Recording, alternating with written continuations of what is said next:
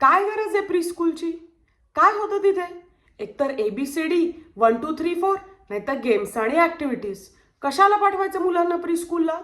असा प्रश्न आजकालच्या बहुतेक पालकांना आणि बरोबरच आजी आजोबांनाही पडलेला असतो. पण खरं तर प्री स्कूलच्या ॲक्टिव्हिटीज, गेम्स हे सगळे प्लॅन्ड असतात. प्रत्येक गोष्टीचं लर्निंग आउटकम ठरलेलं असतं. या छोट्या छोट्या ॲक्टिव्हिटीजमधून मुलांची डिसिजन मेकिंग पॉवर वाढते. 2 ते 3 तास घरापासून लांब थांबून आईचं छत्र नसताना, आजीची सोबत नसताना डिसिजन कसे घ्यायचं हे समजतं.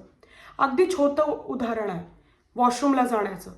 घरी आई आणि आजी काय करतात किंवा मावशीही काय करतात? दर 1.5 ते 2 तासांनी त्यांना वॉशरूमला घेऊन जातात. 2-3 तासांनी त्यांना जेवायला देतात.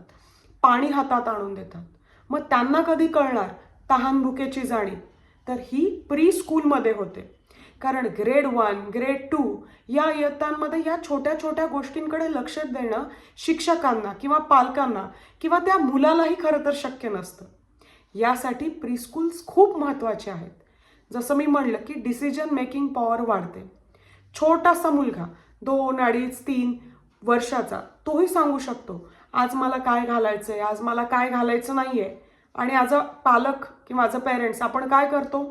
हे घालू नको, ते घालू नको, हे तुला समजत नाही, तू थांब रे, मी सांगतो तुला, मी सांगते तुला, माझं ऐक.